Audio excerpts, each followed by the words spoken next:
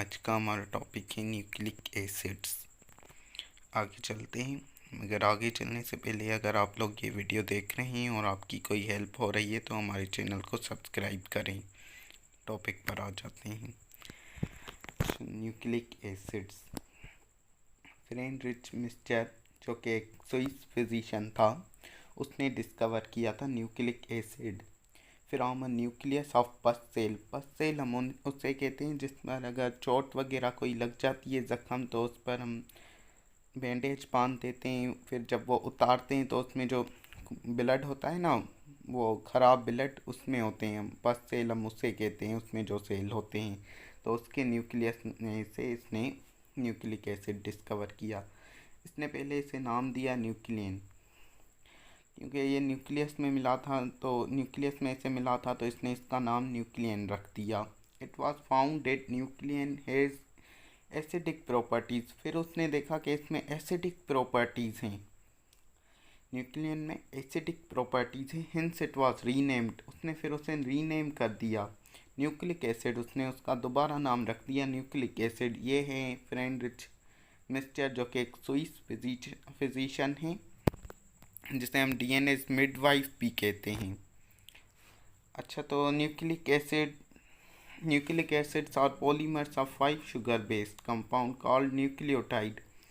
Nucleic acid जो है वो 5 शुगर बेस्ड, यानी कि पेंटोज शुगर, पेंटा हम उसे कहते हैं जिसमें 5 कार्बन हो। 5 शुगर बेस्ड मतलब 5 कार्बन शुगर बेस्ड कंपाउंड, जिसे हम न्यूक्लियोटाइड कहते हैं, उसका न्यूक्लिक एसिड पॉलीमर है।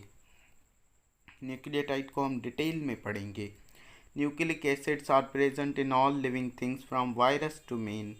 अच्छा, न्यूक्लिक एसिड हर चीज़ में प्रेजेंट होता है, हर लिविंग थिंग में, हर जानदार में प्रेजेंट होता है, इवन के वायरस में भी। अच्छा, there are 2 kinds of nucleic acid. Nucleic acid की जो है ना वो 2 टाइप्स हैं। एक तो डीएनए डीऑक्सीराइबो न्यूक्लिक एसिड।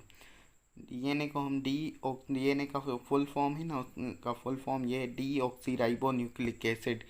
हम इसे डीऑक्सीराइबो न्यूक्लिक एसिड क्यों कहते हैं? क्योंकि इसका जो फार्मूला है C5H10O4 है, तो ऑक्सीजन एक कम हो जाता है, इसलिए हम इसे डीऑक्सी कहते हैं। अच्छा, राइबो न्यूक्लिक एसिड, इसका जो फार्मूला होता है वो है C5H10 और O5। ओ भी इक्वल होती है कार्बन के, उसमें एक ओ कम होती है ऑक्सीजन, तो उसे डीऑक्सीराइबो न्यूक्लिक एसिड कहते हैं, और इससे राइबो न्यूक्लिक एसिड आरएनए को। अच्छा, डीएनए जो है ना वो पॉलीमर है डीऑक्सीराइबो न्यूक्लियोटाइड का, और आरएनए जो है पॉलीमर है वो राइबो न्यूक्लियोटाइड का। Both are unbranched. इनका जो स्ट्रक्चर होता है वो अनब्रांच्ड होता है, ब्रांच कोई भी नहीं दिखती, स्ट्रेट चेन होती है, लीनियर। अच्छा, आगे चलते हैं। अच्छा, तो कंपोजिशन ऑफ न्यूक्लियोटाइड पढ़ लेते हैं। Nucleotide are monomers of nucleic acid. ये जो हैं ये मोनोमर्स होते हैं न्यूक्लिक एसिड के। बहुत सारे जब न्यूक्लियोटाइड्स मिलते हैं तो मतलब न्यूक्लिक एसिड बनता है। न्यूक्लिक एसिड जो है वो पॉलीमर है न्यूक्लियोटाइड्स का। वो चीज़ पेंटोज शुगर बेस्ड, इसमें पेंटोज शुगर पाई जाती है, 5 कार्बन जो शुगर है। where a nitrogenous base is attached its first carbon। जो नाइट्रोजीनियस बेस हम उस कंपाउंड को कहते हैं जिसमें नाइट्रोजन प्रेजेंट हो, और ये रिंग फॉर्म में होता है।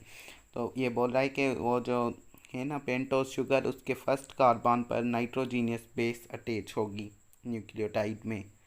And phosphate is attached 5th carbon of pentose sugar. और जो फॉस्फेट ग्रुप होगा ना, फॉस्फोरिक एसिड से जो फॉस्फेट ग्रुप होगा ना वो उसके 5th कार्बन पर अटैच होगा। अच्छा, the nucleotide without phosphate group. अगर न्यूक्लियोटाइड से हम फॉस्फेट ग्रुप हटा दें तो उससे फिर हम न्यूक्लियोसाइड कहते हैं। आए तो न्यूक्लियोटाइड का स्ट्रक्चर देखते हैं। ये हमारे पास न्यूक्लियोटाइड का स्ट्रक्चर है। तो बेसिकली ये जो है ना ये पेंटोज शुगर है, 5 कार्बन शुगर। ये इसका पहला कार्बन है, ये दूसरा कार्बन है, ये तीसरा कार्बन है, ये 4th कार्बन है, और ये 5th कार्बन है। अच्छा, ये जो पहले कार्बन पर लगी हुई है ना ये वो नाइट्रोजीनियस बेस है। जैसा कि आप लोग देख रहे हैं ये नाइट्रोजीनियस बेस में नाइट्रोजन भी है, और ये जो लगा हुआ है ना, ये फॉस्फेट ग्रुप है 5th कार्बन पर। ये जब मिलते हैं ये और नाइट फॉस्फेट ग्रुप और जब पेंटोस शुगर मिलते हैं तो कंडेंसेशन होती है, और जो बॉन्ड बनता है ना न्यूक्लिक एसिड में, वो फॉस्फोडाई ईस्टर बॉन्ड होता है। ये आप लोगों ने याद रखना है, बस इतना। अच्छा, there are 5 types of nucleotide. Nucleotides जो होती हैं ना, उनमें 5 किस्म की न्यूक्लियोटाइड्स होती हैं, divide into 2 groups of nitrogenous base, जो कि 2 ग्रुप में डिवाइड की जाती हैं नाइट्रोजीनियस बेस कंपाउंड की। प्यूरिन नंबर 1 है। प्यूरिन प्यूरिन जो होते हैं लार्ज होते हैं, डबल रिंग स्ट्रक्चर होता है उनका, उनमें मतलब एक में 2 रिंग्स पाई जाती हैं। प्यूरिन इंक्लूड्स 2 टाइप्स, इनमें 2 टाइप्स पाई जाती हैं न्यूक्लियोटाइड्स की। Number 1 type is adenine, number 2 type is guanine.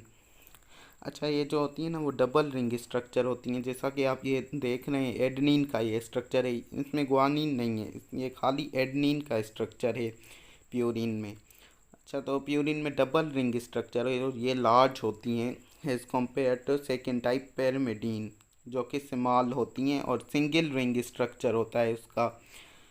अच्छा, pyrimidine includes 3 type, cytosine, thymine, uracil.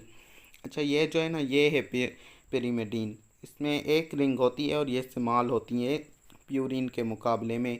ये पैरामिडीन है जिसमें एक रिंग है, इसकी एग्जांपल साइटोसिन दी हुई है। इसमें मतलब थाइमिन की भी एक ही रिंग होगी, थाइमिन, और यूरिसल उसकी भी एक ही रिंग होगी। बाकी एडेनिन में 2 रिंग हैं और गुआनिन में 2 रिंग है। 2 रिंग जब भी आ जाए तो आप समझ लीजिएगा कि ये प्यूरिन है। अगर एक रिंग आ जाए सिंगल रिंग तो आप समझ लीजिएगा पैरामिडीन है। अच्छा, आरएनए जो होता है ना हमारे पास, वो made up of 4 type of nucleotides. RNA जो होता है वो 4 टाइप ऑफ न्यूक्लियोटाइड्स में बना होता है, टोटल 5 में से।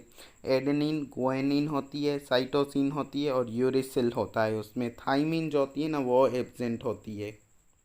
डीएनए ऐसे ही, डीएनए भी 4 टाइप ऑफ न्यूक्लियोटाइड से बना होता है, जिसमें यूरिसिल एब्सेंट होती है, उसमें थाइमिन एब्सेंट होती है, डीएनए में यूरिसिल एब्सेंट होती है। डीएनए जो बना होता है एडेनिन, गुआनिन, साइटोसिन और थाइमिन से। तो आज तक के लिए यही था। अल्लाह हाफिज़।